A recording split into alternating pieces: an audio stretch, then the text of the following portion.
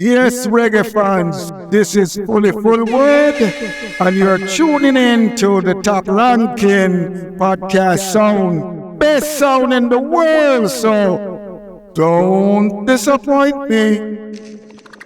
All right, you're tuned in to the first episode of the Top Rankin' Reggae Podcast. It's the show where you get to hear the stories behind the songs. My name is Glenn Holdaway, and I'll be your host. For our very first guest, I'm honored to welcome a good friend of mine and a member of Iration's horn section, Tony Rinaldi. Tony is a phenomenal trombonist and has become one of the most prominent horn players in the U.S. reggae circuit.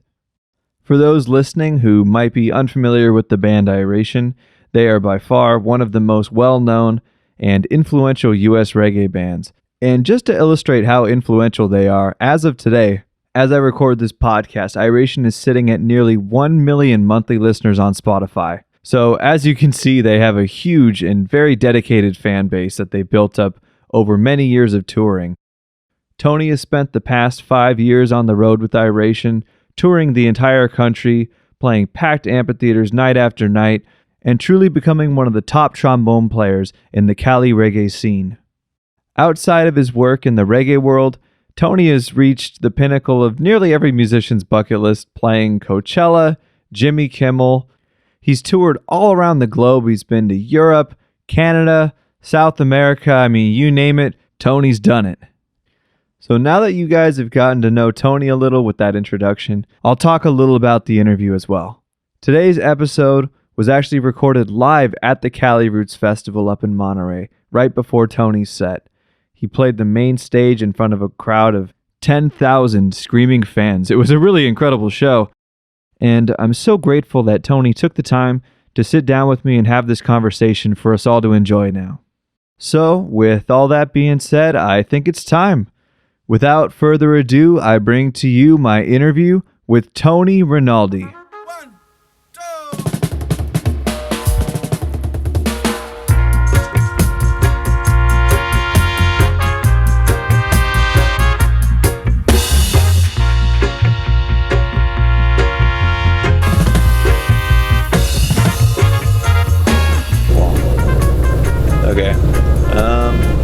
Okay, I think it's going. Can you tell?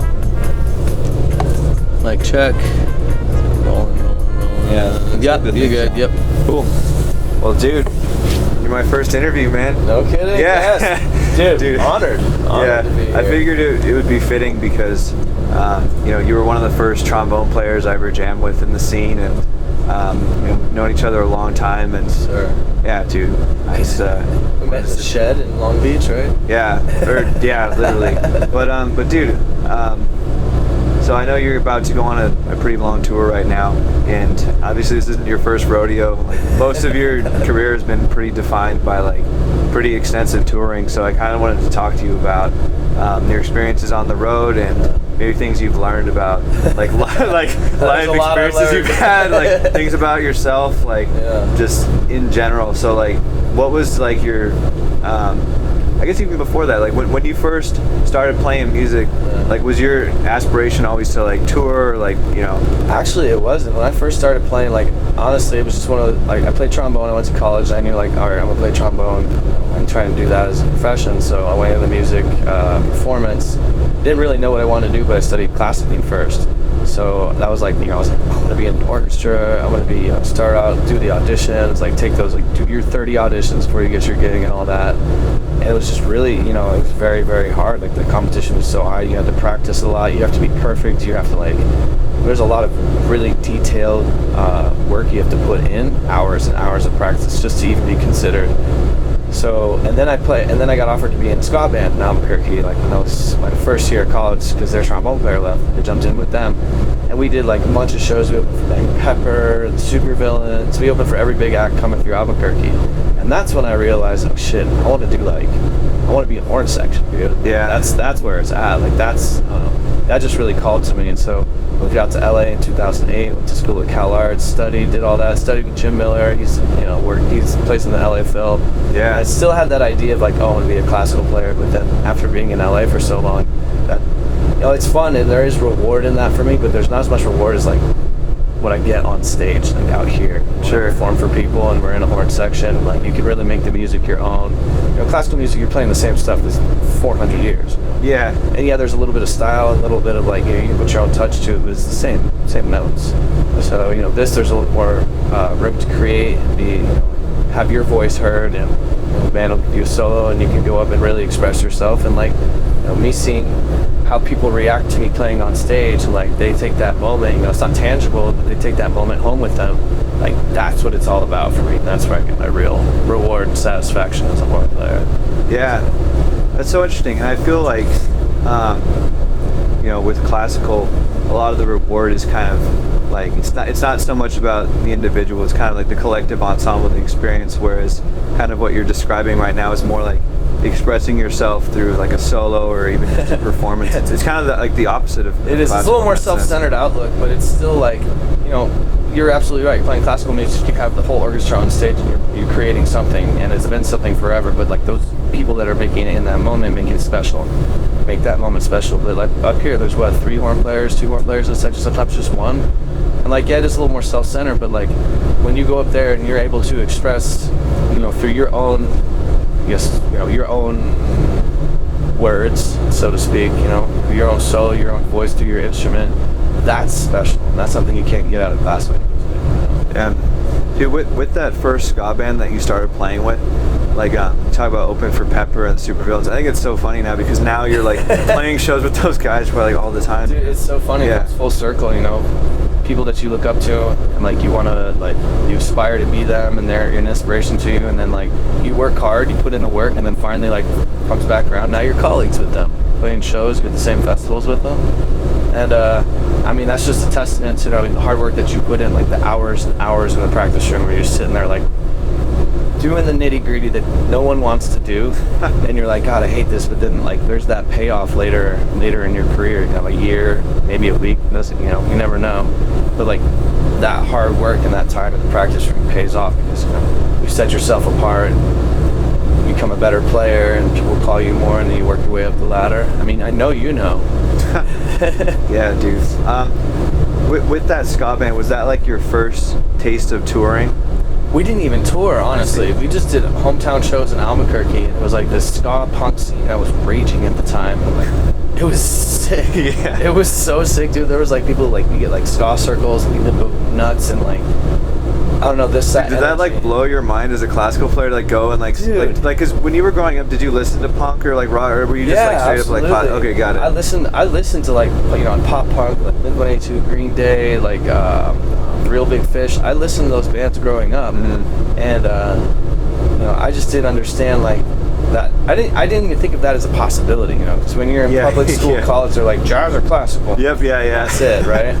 And then I got a taste of that, and I was like, holy shit, this was sick to do for a living, like just tour around. And even though we just played in Albuquerque, that's kind of like that taste of that was what put me on the direction, like the path that I want to be on, where I'm at now.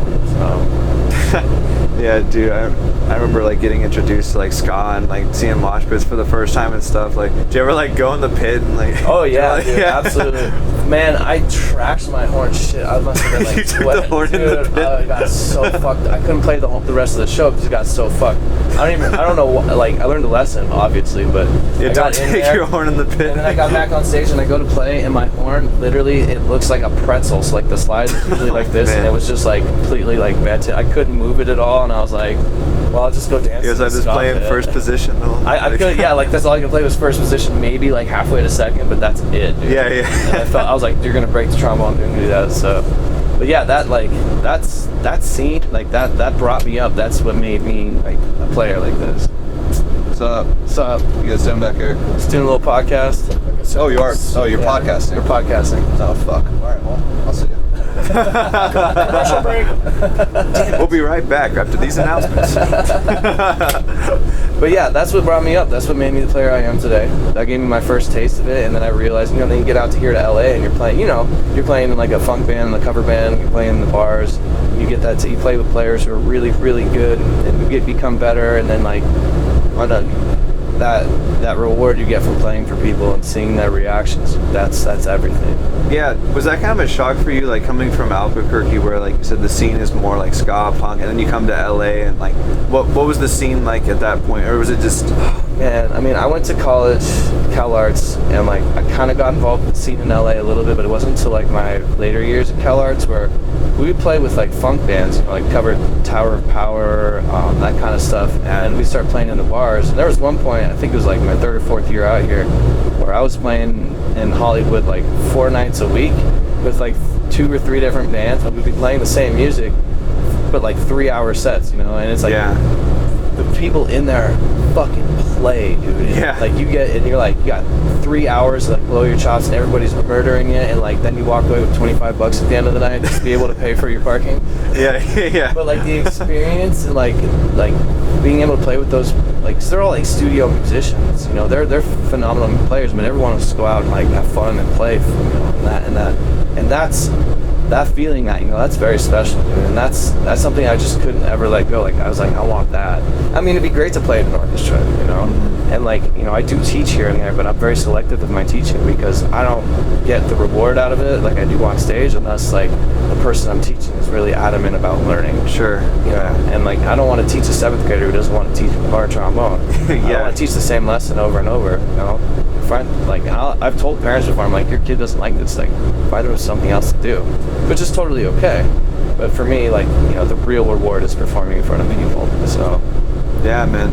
So, going from those gigs in Hollywood, like you said, just kind of like the cover gigs and all that stuff, where did you? What was kind of the jumping off point that led to like a big opportunity? Oh man, my first big opportunity, I got super lucky at the end of college, like super lucky. It was a little bit of luck, a little bit of talent. It all came together at the right time. My last semester, I got a call from it was like a trumpet player at Cal Arts who knew a guy, et cetera. They're looking for a last minute, like, tenor sax or trombone, someone to play that tenor range. Yeah. And I just picked up the call and I answered it, and they're like, okay, you have these 2, like, there's like 3 like acoustic-ish sessions, like where we play like 3 songs, but then we had 2 shows as well. Like, can we do it? And I was like, sure. Jumped on it, went out and played with them. Yeah, crushed it. They were awesome, vibed really well. And then when I was driving home from the last gig, they called me up. They're like, hey, can you fly to Portland tomorrow and finish out our tour? And their tenor sax player had a stress-induced stroke and had to fly home. Oh, so they were just trying to cover for the rest of the tour. Yeah. So I went up to Portland, played with them, and then we were chilling, hanging out at the end of the night. And they're like, hey, do you want to tour with us all next year? Of course, the whole year? The whole year, like all, yeah. So I wasn't even done with college, and I already had like a whole year of touring planned out. And so like I graduated college in December, and then like it was like January 8th I was playing in New York City. Wow. And we were starting tour. And it was with this Danish pop band called the Asteroids Galaxy Tour. Wow. We did a US tour, and then we went over and we did a Europe tour. And we had like a few months off, and I went over to Copenhagen and lived with the lighting designer for like 2 months, and just like got my travel bug out essentially. Just like enjoyed the culture and was part of it for like 2 months. And then we did some more touring in the summer. We went to Sao Paulo, Brazil. Yeah. And then we had like 2 fall tours, and then so I got like right out the gates. Holy shit, that's a straight up like world tour. Like world tour, like yeah. 21, 22 years old. I was no, when I graduated I was a little older because I did 3 years at UNM and then 3.5 years at Cal Arts. Mm-hmm. So I was like 26, 25.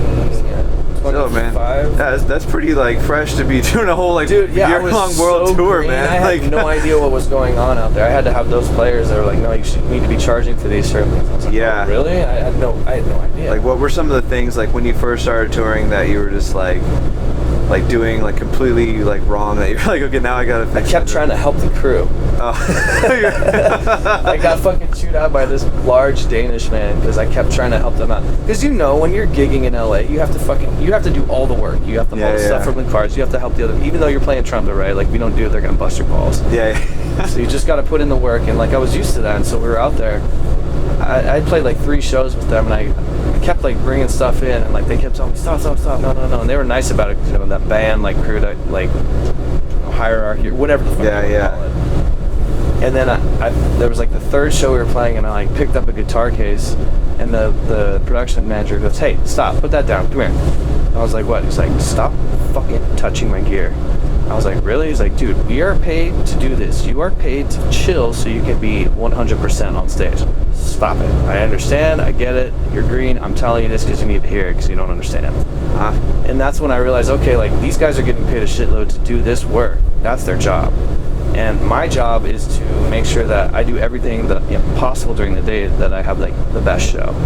Whether that's sleeping, resting, whatever it is, stretching, running, eating good food, exploring city, whatever it may be to make sure I have a good show, I need to do that. And then they're also like, if you get fucking hurt right now while you're trying to move stuff and you can't play, like, what the fuck are we here for? Yeah. So and it was hard for me to like separate that. Now I'm much better at it, and they all give me shit. Like last night the other bus rolled up late and they had to go load it, and I was sitting there in the front lounge and they're like, "Come on, Tony," and I was like, not my job, not my problem. So they all woke up at 9:30 to unload this morning, and I'm just sitting there all lying here. I'm all, back to bed. So I've gotten better with it over the years, but that was like my first really green mistake, was that. And I didn't charge for stuff that I didn't know I had to charge for. Like what? Acoustic sessions. So when I first started with this band, and and I don't fault them at all. It is what it's called, business. The manager realized that I was so green that I didn't know to charge for acoustic sessions, so I did like 6 acoustic sessions for free, and then I went on. Like an acoustic session being like a maybe a meet and greet or something before the show, or we'd actually play so we're in the U.S. We did the U.S. tour, and then we do where we play at a record shop close by. I see. Like kind of a promo thing. Yeah, a promo thing. Got it. And I didn't realize like you have to charge extra for that, and I did. It's work, yeah. It is work, exactly. Yeah. And then you start to understand when you love something so much, like playing the trombone for me, it's hard to put a price on it. If you don't understand what is work and what isn't work, yeah. You're just having fun. So it took me a while to learn that fine line of okay, now I need to get paid for this, or this is extra work you're being put in. There's a price for that. Yeah. Which, as hard as a horn player, you don't have anything nobody's taking home what we're playing. They're listening to it, but you can't put it in the palm of your hand. You can put it in your pocket and go home with it. So how do you attach a price to something like that, especially when you love to do it in the first place? Yeah. That's kind of interesting. Like you said, I guess you kind of have to adopt a different mentality. Like you said, something that we love, like playing music, all of a sudden is that's like a job and we should get paid for it, right? Yeah. And also helping the crew out or whatever. It's like, oh, I'm just being a nice person and being helpful, but it's like, I'm kind of stepping on their toes and and being out of line. It's like you kind of have to change. Just the way that we look at things. Yeah. That's interesting, man. Yeah, I had a hard time with that, but I finally fell into it. But and it's hard because I have a really good friend, Sam. I won't say his last name, but Sam. He plays an amazing tenor sax. He's one of the best jazz sax I've ever had the opportunity to play with. And he told me something that just struck me. He's like, "Man, my reward is being on stage and just playing my instrument. That right there is reward enough for me." And it's so hard to be like, "Oh, can I have $100?" Mm-hmm. And there's a lot of musicians that don't know how to operate a business because of that hard line. I love my art so much that just doing it is the reward. How do I make a living off of it? And some musicians are really good at it, yourself included, being able to distinguish, saying, okay, I need to put a price on it. This is business at this point. Yeah. Even though I love to do it, I have to charge for this. Yep. And being stubborn about it too, and not letting anybody talk you down. "Oh, why do you charge so much?" Because I'm that good. Yeah, dude. Being confident and able to say that, you can go and get any 7th grader out of middle school and have them play the parts, but it's not going to be me. Yeah, and dude, I'm sure having a family helps with that too, because now it's it's not just about you. It's there's other people provide shit. Yeah, I got to go run that by the wife. Yeah, yeah. Make sure that the real manager is okay with that. Yeah. Yeah, there's a lot more factors involved now that I have a wife and kid. Well, I've had a wife for a while, but now that we have the kid, he'll be 3 this summer to our. Yeah, man. It's crazy. He's awesome. But it changes your whole perspective because before it was always music. Music's number one. Yeah. And now it's family's number one. I mean, for me, I'll be honest, like that's been a really hard mental shift for me because I still have that, you know, like I love music so much, like, and it's hard for me to be like, okay, I have to reprioritize, and you know, I'm there now, but I mean, it's still a shift. It's honestly, you know, I love being out here, and I miss being away from my family, but man, I can't live without music. Yeah. And I'm not playing and performing music or like, you know, in this kind of environment, it drives me crazy. Yeah. I lose my mind. Like, so when you first started touring, like, because what you said was really interesting about kind of the shift of, like, you know, what comes first, like music always being the priority, and now like family being the priority, but still music, like, you know, the priority as well. Like, so what did your day-to-day life kind of look like before when you were touring on that European tour versus maybe like now that, like, yeah, kind of responsibilities change? I mean, I definitely, when I was out there in Europe my first year, like, it's carefree, you know, I had my friend watching my dog, and I was at it, I didn't have a girlfriend, didn't have any jobs, didn't have any responsibilities, so it was kind of like, just do whatever I want. And it was really nice. I was getting paid well, so I was like, I'm gonna go spend money on stupid stuff. Yeah, like, I look back and regret it obviously now, but you know, at the time I was just like carefree, happy-go-lucky, like whatever. And then now it's definitely like, you know, I'm like, should I go buy that sweatshirt? I shouldn't go buy that sweatshirt. I have to. Honestly, it's a lot more monetary stuff, you know, that I have to think about now and like prioritize. Like, oh, do I want to go? I want to go out to breakfast with the boys, but I shouldn't. You know, I got food here on the bus. I should just stay here and eat. Because, you know, it's not all about me spoiling myself. There's other people involved in it, and you know, I want to make sure they're taken care of at home before, you know, I treat myself out here. So, and I mean, we get treated anyways, you know. I have everything that I need right here. I don't need to go out and eat breakfast. So, you know, I think that's the biggest mentality shift for me, is like that kind of indulging. It's like you gotta switch it up. And then like Skype back in the day was the thing. yeah, That's right when iPhones first were released, 2012. I think our bass player had like the iPhone 3, and that was like the big thing. yeah. So FaceTime was still kind of new. Skype was the big thing, and so like I can Skype with my friends. But like nowadays, like even I'm so upset because like Cali Roots, I can't even FaceTime my boy right now. Yeah, You know, yeah, the reception's crazy. Yeah, you and I even had trouble talking. Yeah. I've tried to FaceTime them all day, and I can't see him, and I know he's been trying to, and that's you know, that's nice to have that, be able to see him, and he's 3 years old, and he already knows how to work FaceTime, and it's really Yeah, crazy. man, that's the trip. They start like developing so fast. Yeah, he knows he can call me anytime. The other day he called me at rehearsal, and I just answered and put the phone there, and they just listened Yeah. for like 10 minutes, see him dancing. It's cool, you know. It's nice to be able to have that, because there's that connectivity now where there wasn't before. Like, and especially being over in like Europe and make a phone call, it's money. Yeah, It's a lot of money. So Skype was the big thing, and now FaceTime is great too. So there's a lot, you know, there's a lot of benefits to like the technology we have now versus like how it used to be back in the day. But I also back in the day didn't have any responsibilities or family like I do now. Like, yeah, I'm gonna FaceTime my dog 10 years ago. Yeah, yeah, it's a little different. Yeah, it's a lot different. Yeah, so I mean that's the biggest thing now. You know, and definitely it's a lot more monetary stuff. Just being, you know, I'm not the only one taking care of me right now. Yeah, man. Dude, so after that, you know, that whole world tour ends, was it hard to like? Yeah, I mean that's a lot. Like a whole year being gone. Dude. Like, 'cause I have to think about this, like, you know, being gone for so long and then suddenly coming back. Like, did you feel like? As a freelancer, yeah, hell yeah, dude. It was like a brick wall of reality that just slammed me to the floor. Yeah. Because, you know, I got out of college, I had this world tour, I'm touring all over the world playing good shows. You're like, I made it. Yeah, I was like, dude, I made it after, you know, I'm kicking back like on my high horse, and I'm like, yeah, I'm good, like, and then I get back to LA, and they told me that we were gonna tour and record more, but then I got absolutely ghosted. You know how it is sometimes. Really? Where it's just like, boom. That was it. Stuff happened with them.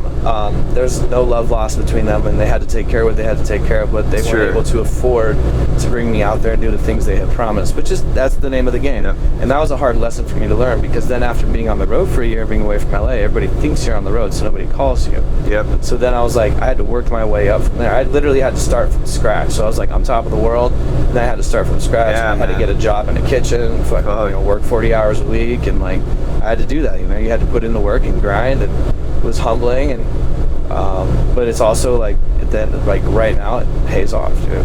Absolutely. Like, you put in that work, everyone has to have a day job. If you're gonna come out there and freelance, just get a fucking day job.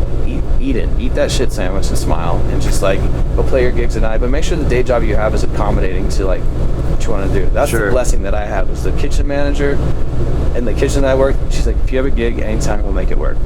Don't worry about it. But I expect you in here 40 hours a week.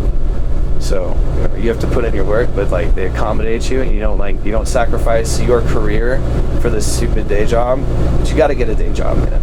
Gotta get a day job. That's what it all is. You talk to any freelance instrumentalist in LA, and they will at one point have had a day job, unless they're a prodigy. Props to you if you are. Or if they're rich, like having parents or if they're rich, yeah, exactly.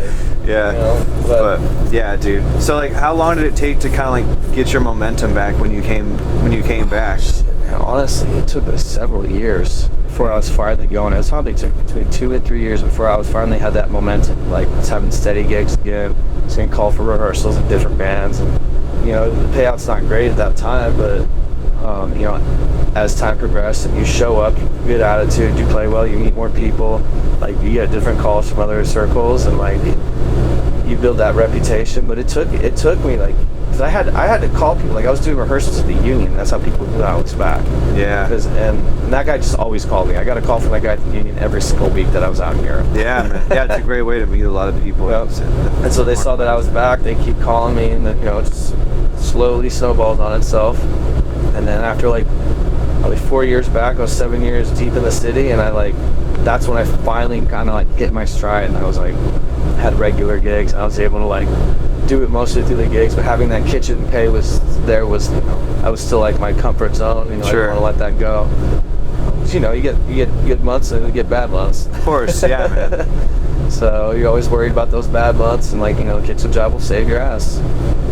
But yeah, it took me about 7 years of being out here before I finally like got in a good stride for playing, and like figured out my own momentum too. You know, like, I was a classical player and I was in a jazz world.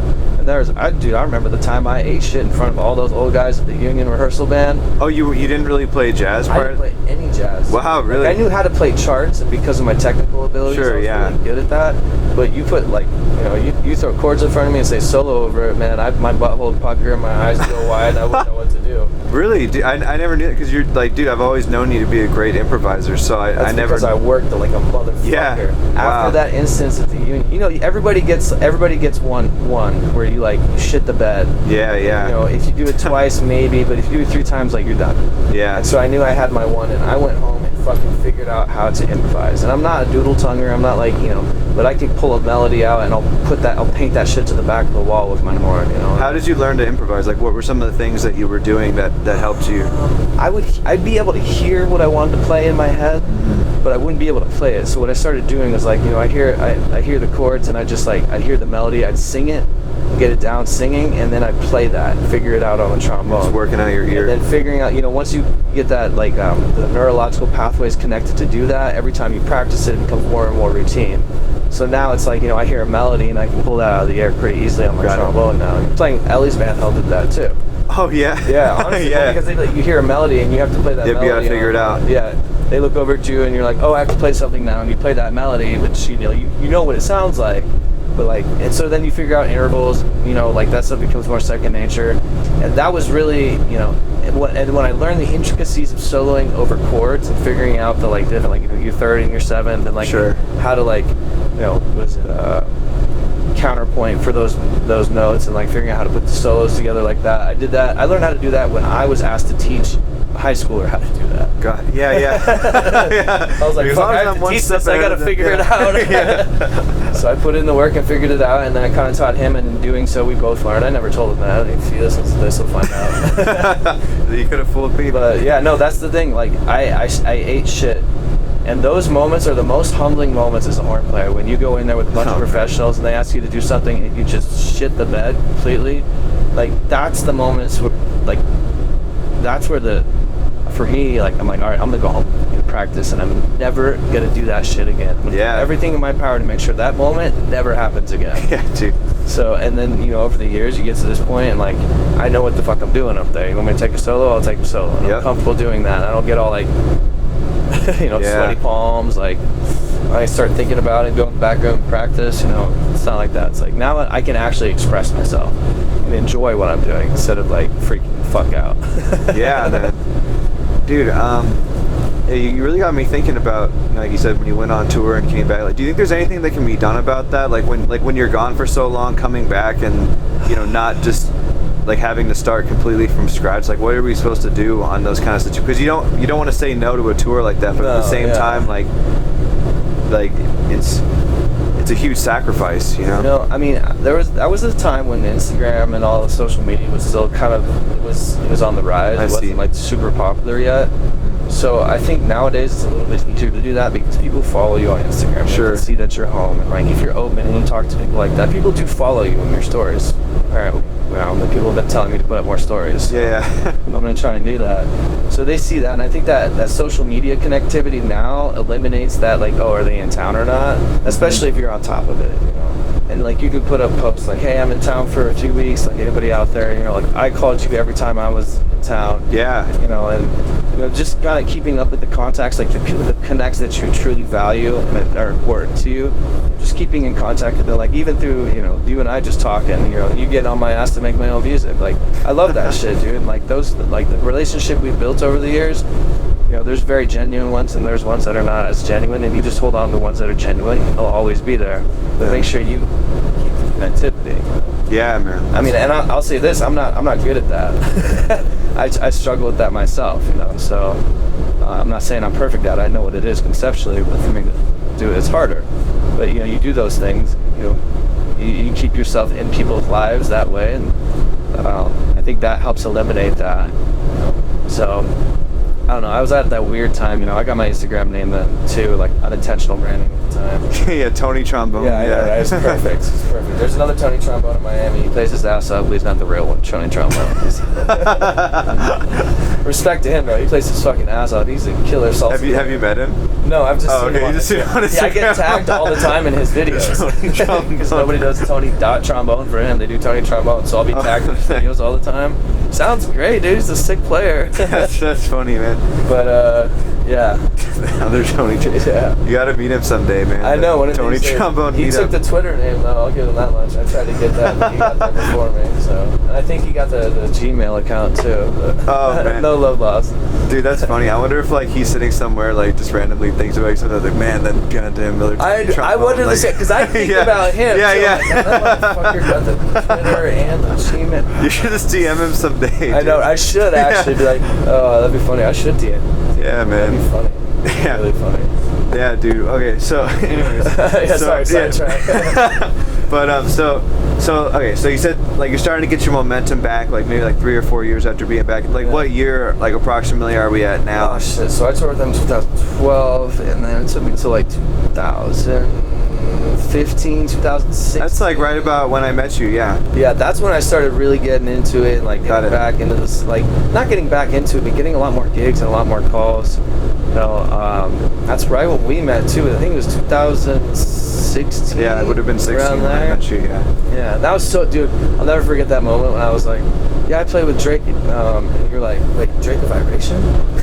I'll never forget that moment. Because in my mind, Drake and I have a totally different relationship, and you saw him as like, oh, Drake with Iration. I was like, don't ruin this, Tony. Don't ruin this. Don't ruin this.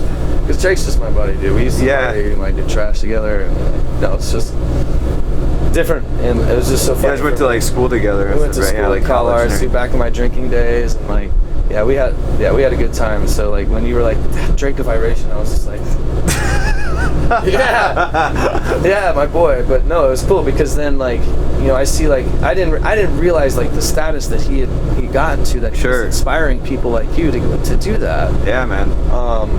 And that was rewarding also, and then like me seeing you grow as a musician as well is amazing. Meeting you was actually one of the bigger turning points in my career. Wow. Because I started getting more calls to do the reggae stuff, and that's I never really realized that was kind of like your introduction to reggae at that point.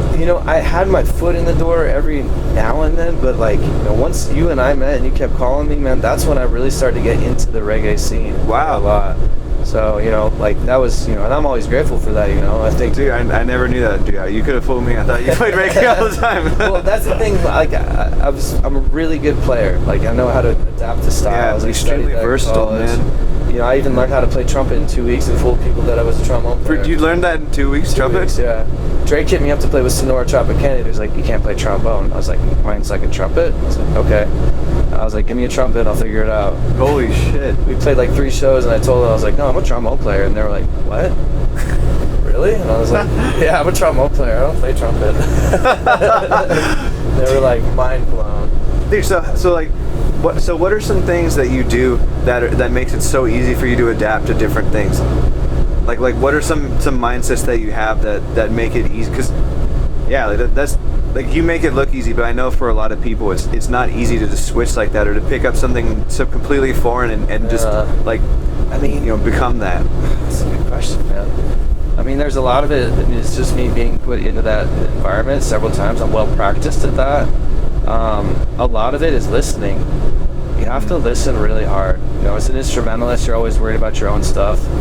But like, you have to be confident in your own abilities, that you'll know, like, whatever comes out of the end of your instrument's gonna be fine. And then when you get comfortable with that, you're able to listen on much more detail level to like the rhythm section, what's happening in the rhythm and the guitar and the drums and the bass, and how they're interacting to create whatever groove, whatever we'll call it the vibe, since we're here at Cali. Sure, yeah. Yeah.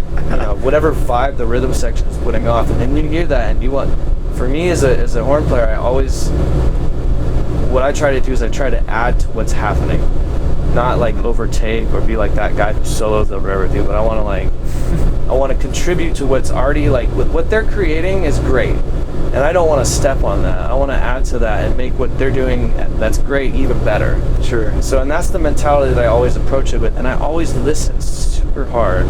And when I do listen, there's honestly, I hear more parts. So if I listen and I'm like listening to the rhythm section doing what they're doing, I'll be able to hear in my head what would be good. And then I've just tried to, you got to relax. In those situations, it's kind of stressful and there's a lot of pressure. And you can just truly relax and like hear that and then like perform that and play that without, any trepidation of like, is this gonna work? But then you just like give yourself 100% to whatever you're hearing. At least for me, that usually fits the vibe right. And I'm able to complement what they're doing, so to speak. And that's our job. We're not here to like come in and take a mean solo or something, unless that's what they want us to do. Sure, yeah. Most of the time they're like, hey, come in and like do your thing, and like at first I was like, what does that mean? Do my thing. Like, okay, cool. But then I got better at being like, okay, this horn part, like, upbeats right here would sound good. Oh, like maybe a longer like melodic line would be good here. Oh, maybe whole notes right here, or whatever it is. But you just really got to listen hard to what's already there, and like not step on that, but complement that. And that's where my mindset is always at. When you do that and you relax and you hear the music, I usually hear parts in my head. And sometimes, me being a classically trained player, it's always a lot more. Like I'm hearing like a horn line that's way more intricate than I actually need to play. Oh yeah. And I know that as like a reaction. Like I just know that's who I am. So I'll take that horn line that I hear and then dumb it down. Like don't play, like that's the idea right there. But like make it less notey and more like. And that's where I got good with like, okay, you have long notes. Like how do you display emotion through a whole note, because you could play a line like the, what is it, superstitious, and you can display a lot of emotion, but how do you do that? How do you display that same emotion without being notey and just going like, yeah? And I think that was figure out how to do that and like make something simple beautiful and put your whole heart into it, because for me it's hard to not enjoy something. If it wasn't like notey, hard, difficult, and technical. So I had to fall back and like be like, what's the overall vibe? Like, it's not important what I'm playing. What I'm playing is contributing to that. If it's just a long note, how do I put my 100% of my soul into that whole note, truly? Yeah. And so that's the kind of the mentality that I approach that, because music, the way I see music is people come together and they're connected in a certain way, and everyone has something to contribute. You don't have to be the most talented person in the world, but if you're able to connect on a level that's more than just the notes and in a way that's like emotional, then that creates something beautiful. And that's why music is its own language. You can go anywhere around the world, bring your trumpet, and be able to connect with people who also play music. And that's the beauty of it, because it's not like you get good enough at your instrument that you're able to not think about yourself. And it's not, I'm talking about a self-centered way, but like your notes, how you're playing, like that, being hypercritical of that, but like you're able to be confident in your abilities on your instrument, that you can listen to what's happening and like be able to contribute to that whatever that is, like that thing that we're all creating together on stage is more important than anything else. Yeah. That's what the people are going to connect with, and without those people creating that thing, there is no thing, you know. If you're thinking about yourself, being self-centered, like, oh, my notes and stuff, then you're not creating that moment. And that moment is so special, you know. My best moments on stage I never remember.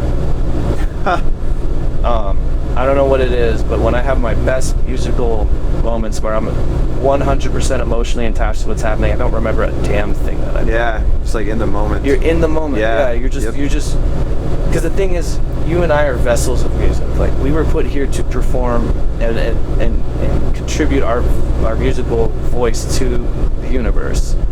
And when you do that and you're wholly in that moment, you're just being. Yeah. You're not working hard, you know, and that's the beauty of music right there. Yeah, man. Dude, that's really well said, man. Like, I guess what I took away from that, I can relate to that a lot. I might not necessarily remember like the event or what I would do, but I remember the feeling. Yeah, you know? That's what it's about, because it's bigger than the notes on the page. Like, we're all irrelevant as individuals, but what we can produce together, that's why we are relevant, you know? It's because we're able to connect on an ethereal level that's not just the notes on the page, an emotional, musical level, and create this thing that, you know, you never know what that one song did for someone in the crowd. Might have saved their life. Dude, yeah. And if you're not up on stage putting 100% of your musical soul into that, then you're doing the music an injustice, and you're doing an injustice to people who connect to that music. And that's the way I feel. And it's never about one person. It's about everybody's individual talents to come together and create that moment that people take home. And that's why this Steam Music Live is so special. You know, because you'll make a mistake, whatever, but it's about that what you leave behind, that feeling. Yeah. You know? And that's you know, you can listen to a record and it'll be perfect. But you go on stage and you connect in that kind of way. That's something. That's what it's all about right there. Dude, are there any like players or bands or artists that you really connect to emotionally? Like, how did you, because like you said, you kind of initially started as like a classical player, maybe were more interested in like the technicality of things. But was there ever like a player that you really listened to, or a band or an artist that you really connected with emotionally?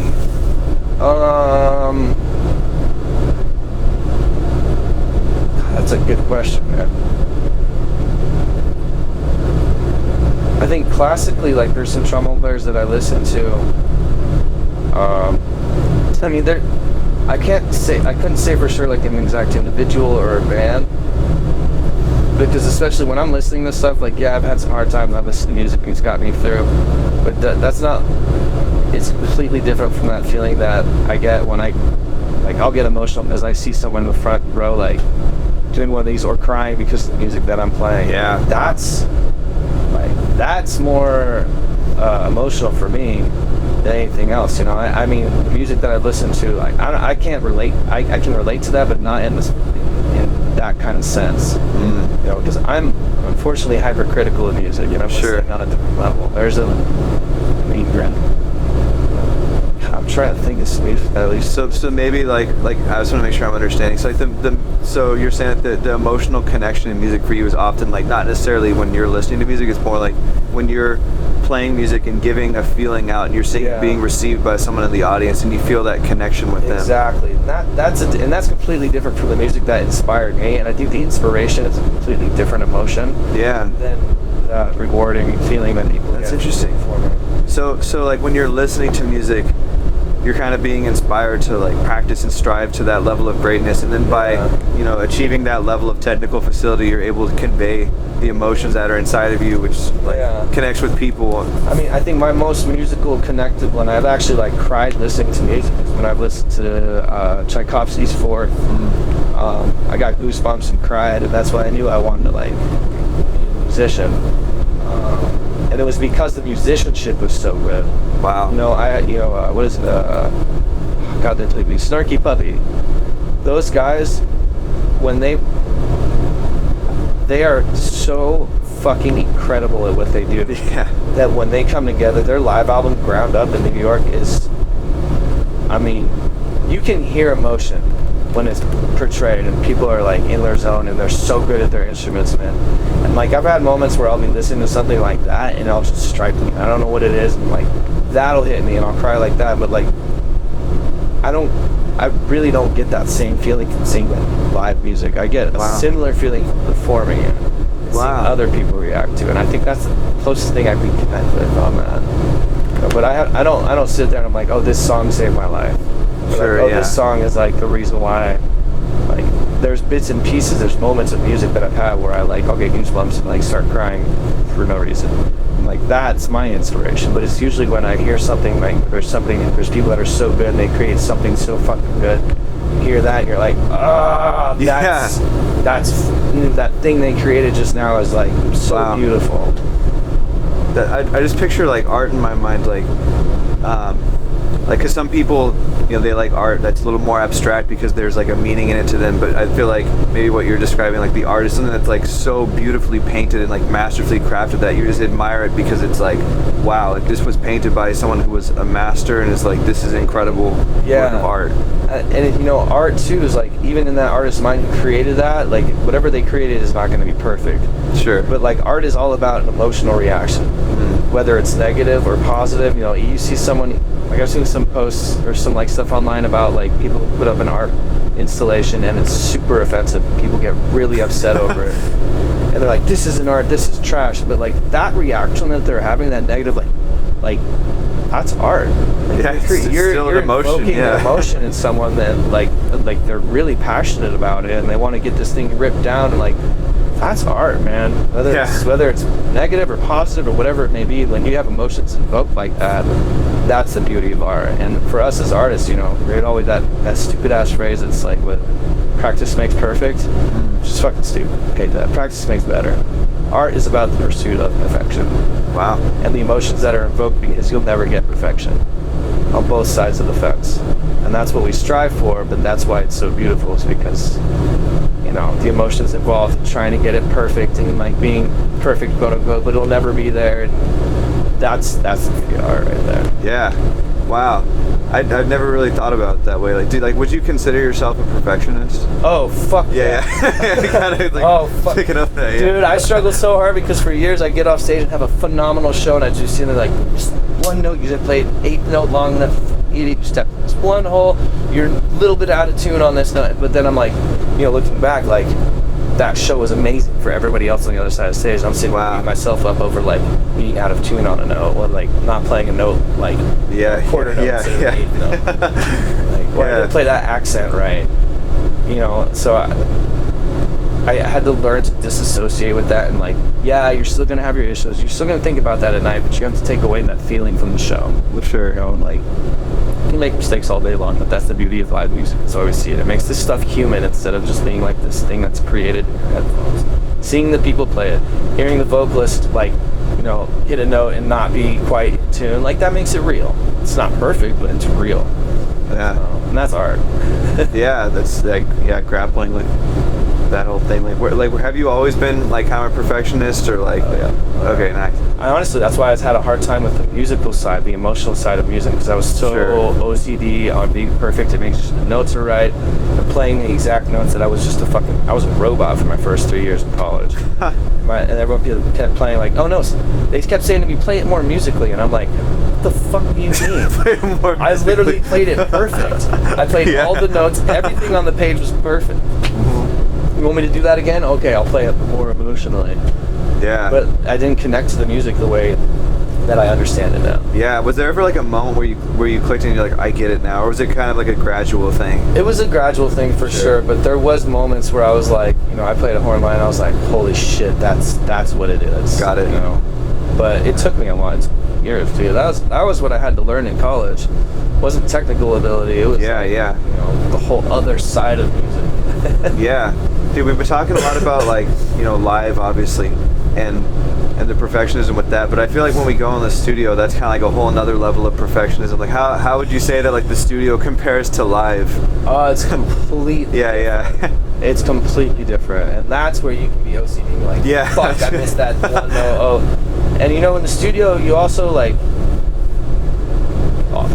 fucking call yourself out, be humble, don't have an ego about it. If you fuck up a note, put your hand up and say that take wasn't good. Don't just fucking sit there and be like, that was fine, because they're gonna listen back and be like, that fucking guy did not play that right, and now we don't have a good take. Yeah.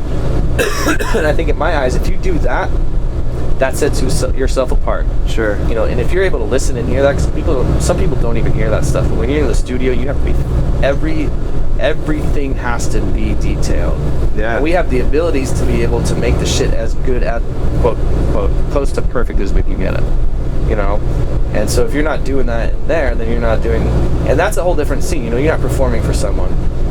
You have the ability and the environment to be super detailed, super detail focused, and like hyper OCD with like, was I in tune? Did I play that the same bop instead of bop? Did I play the accent right? Am I hitting with the trumpet player? Am I like I'm not stepping on it? Like, am I in tune? Am I on the fifth here? All that kind of stuff. Yeah. So that's definitely a different environment, and that's where like the technical side, like I'm able to set myself apart, because like fucking ass off on that stuff in college. That's like I thrive on that pressure in the studio. Here's the music, look it down for 3 minutes, play it once, and then we're recording it. Make sure it's fucking good. Did you ever have any like are there any sessions that come to mind where you had like an extremely stressful or like really demanding session where you had to like push yourself pretty hard? Man, yeah, there was one at Cali Arts. I played with an Afrobeat band. Nice. And everybody has like a solo for a long time.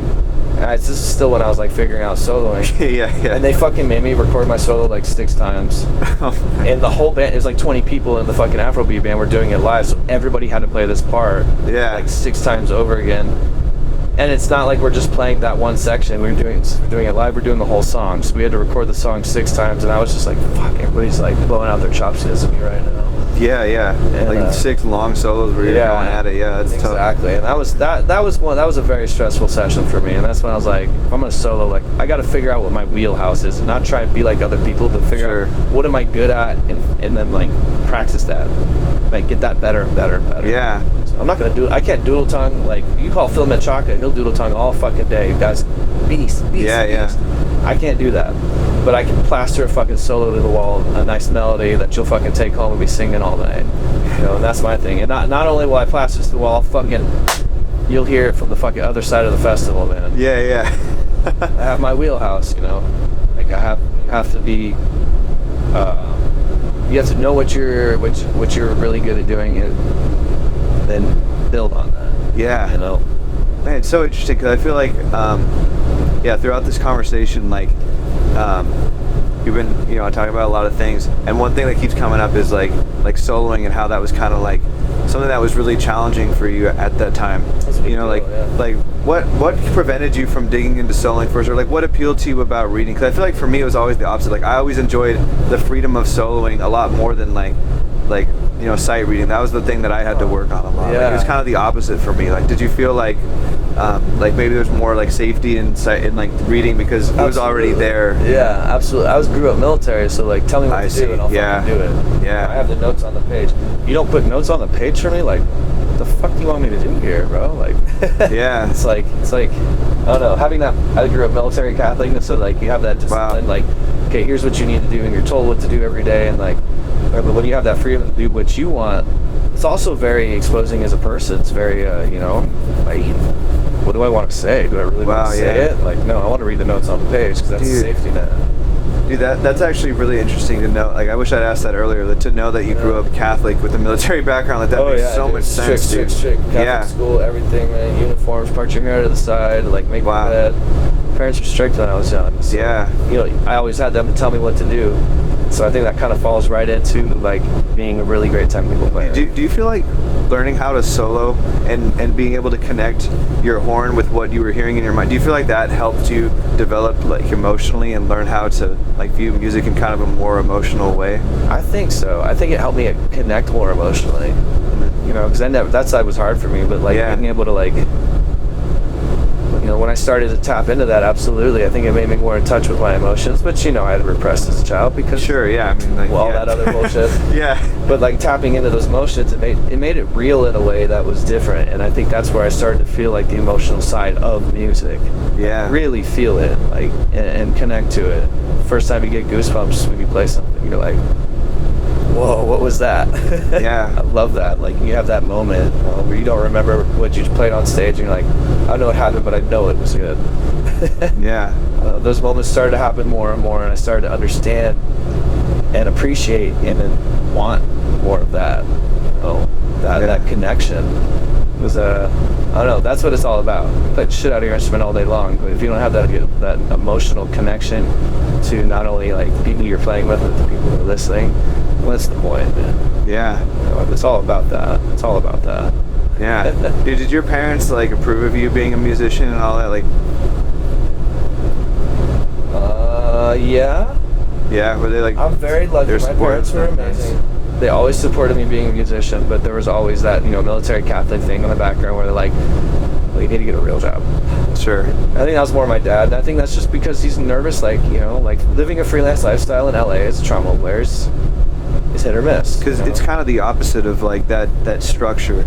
Like, like being a freelance, I'm just thinking about like, because you don't know when anything's happening. Like, it's all completely up in the air. You get a call to be able to pay rent by the end of the month? So did like that lack of structure, like, I mean, I just imagine like, you know, parents who are kind of like that must have like frightened them probably. You know? I mean, it was really hard. My mom was more supportive. My dad, I think I had a harder time with it. I know he's always been supportive of me playing music, but, you know, when I moved to back to Albuquerque in 2018, I told my dad the first thing he said to me, and it was just instinctual, it was a reaction.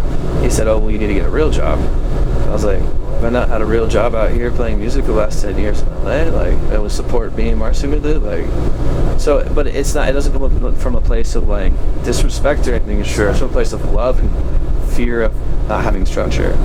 So like, oh, well, shit, you're moving out here. You're moving back to Albuquerque from LA. You better get a real job. Show music scene out here. So, you know, something like that. But, you know, for me, coming back, I was like, well, I'm not going to stop playing music. And look how it turned out. You know, here I am. Yeah, man. Like, great. So you just have to trust in the universe, trust in your abilities, and not just stay the fucking course. I know it sounds cliche, song, but truly stay the course and just like put your head down and like you follow your passion will reward you. The universe will see you. There'll be ups and downs with everything, but at least you're not working behind a fucking desk.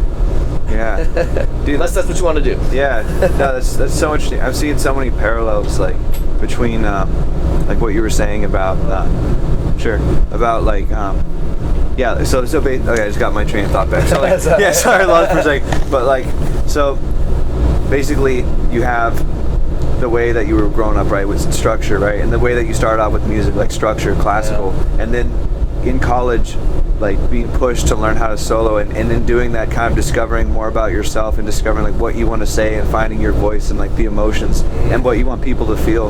And also just like, I mean, probably that crucial age, like college, like going to be on your own, like moving away, like finally like having like that structure is gone. So like not only like in your musical chops are you forced to that structure is being removed, you know, when you're having to solo, but also just in your life, like that structure of being at home and having that routine or whatever. Now you're in LA and like all that shit is gone. And it's so interesting. You must have probably like grown a lot during that time and learned a lot about yourself. That's a crazy association, man. Honestly, I never put that together before. With my military Catholic structure and then like with jazz, like that always terrified me to solo. Like it goes hand in hand. Honestly, I've never thought about that until now. Make a good point there, dude. And that's probably, it falls directly into the reason why. Because I know, like, once I started to let go of that structure and be like, just play, just let it out. You're like, speak through your trombone. Yeah. I felt like I attached a lot more to my emotional side of who I was as a person. Yeah, you're absolutely right, man. That's spot on. Do you feel like growing up, like, because like you said with, trombone, you never, like, it was always scary to, when someone was like, hey, like, say something, it's your time to speak, like, it was kind of scary. Like, did you feel like growing up, you kind of, like, weren't able to speak up sometimes or say how you felt? Yeah, like, dude. Yeah. Fucking all the time, bro. I was always in trouble. I get in trouble for saying crap, the reason I curse so much. I get in trouble for everything, dude. I get in trouble for everything. And so, I think, that's also part of the reason why I fucking drank so hard back in the day. Yeah. It's like once I moved out of my parents' place, I was like, oh shit, I get drunk whenever I want. So, I think that was part of also my rebellion of being in, like, that freedom that I experienced, So, it's been a long time since I had a drink, but it's part of it. Yeah. Like, you don't have that structure, you don't have that anymore, and it's like, yeah, I think that was my way of, like, connecting to that when I was younger, but then I just started to figure it out in music, and once I stopped drinking, now it's like, I live for that connection. Yeah. Do you still feel like, I guess some of that impacts you when it's, like, time to speak up or to say how you're feeling or, like, connecting with your emotions? Like, do you still kind of struggle with that? Or, like, what are some things that you do that have, like, helped with that? Or, like, where are you at with that, I guess? I've always struggled with that, speaking up, but for me now, the way I see it, especially with music, is the music is everything. It's above it's above everything else, the way it connects with the audience, the way we are able to make it. So for me, if I feel strongly about something musically that needs to happen or should be said, then I'm gonna say it and I'm gonna contribute that, because if I don't, then I'm not doing the music 100% justice. And, like, as a musician, I should be doing everything I can to make the music better. So it was hard for me to speak up, and there was a time when I just, like, keep my mouth shut, but now, like, I feel very passionately about that. And if my idea gets turned down, at least I said it and put it out there. Sure. And I tried my best. I didn't just, like, I don't go home at the end of the night like, oh, I could have done this. I did it. Yeah. So I think that's where it's different for me now. But definitely, it was hard. I mean, especially as a trombone player, you're not the section leader. So there's been a lot of times where it's like, whoever's trumpet player, whatever they say goes, even though I want to say something different. So I have to just, like, but nowadays, like, it's not about that hierarchy. It's about the music first and foremost. And, like, pick the people you want to play with, like Drake, who listens to me, like you would listen to me if I had an idea. And, like, you let go of the ego of it. We shouldn't have egos when we play. We all shit brown. And it's not about us. It's about what we produce, our voice. So I think at the end of the day, if you're not doing the music 100% justice and you're letting other things get in the way of music being 100%, then that's when you got to check. Do a hard check. Yeah. So, I mean, there's a lot of egos in this scene. And I've seen that, multiple times get in the way of, like, the music being the best it could be. It's like, why? Don't have an ego and destroy the music, like, have your fun. Have your head on your shoulders, let you get your shit, but, like, do whatever you can to make the music the best possible. This is not about us. Yeah. It's not about us. It's about the people out there connected with it. So don't fuck that up for them. Yeah, man. Well, dude, yeah, man, the talk to us and good stuff, dude. Like, yeah, man. I always have solid conversations. Yeah, dude. Yeah, thanks for taking the time to do this, man. And I feel like I got to know you, like, see things in kind of a different light, man. Like, a lot of things I didn't realize. Like, I would have. It's so funny that, like you said, soloing was kind of the thing that was so hard for you, because I've always thought that was one of your biggest strengths, dude. Like, dude, thank you. No, I really mean that, dude. Like, I always love what you have to say, and, like, I feel like when you play, like, I hear that that's you, and, like, you have your own unique style, like, you have your sound, and, like, I've always really loved it, man. Thank you very much. I really appreciate that. It means a lot. Yeah, especially after all the work I put in. No, man, like, yeah, you definitely have something to say, man, and, like, I got a good solo tonight too, you'll hear it. Hell yeah, I can't wait. They gave me a new one and it's totally open, and I get to do a little bit of noodling over a Big Papa thing tonight. Hell yeah, dude, nice. So I get to, like, spread my wings a little bit and fly. I'm really excited. Hell yeah, man. Well, dude, I'm looking forward to it, man. Dude, thank you so much for this opportunity, man. Yeah, dude. Stoked to be your first. Hell yeah, dude. Yeah, man. All right, man. Well, fuck yeah, bro. Appreciate you, Tony. Of course, man. All right, baby. All right, that concludes my interview with Tony Rinaldi. I hope you enjoyed the first episode of the Top Rankin' Reggae podcast. If you like what you heard, please leave us a 5-star review on Apple Podcasts. You can follow us on Spotify, subscribe to our YouTube channel, Follow us on Instagram at Top Rankin' Reggae Podcast.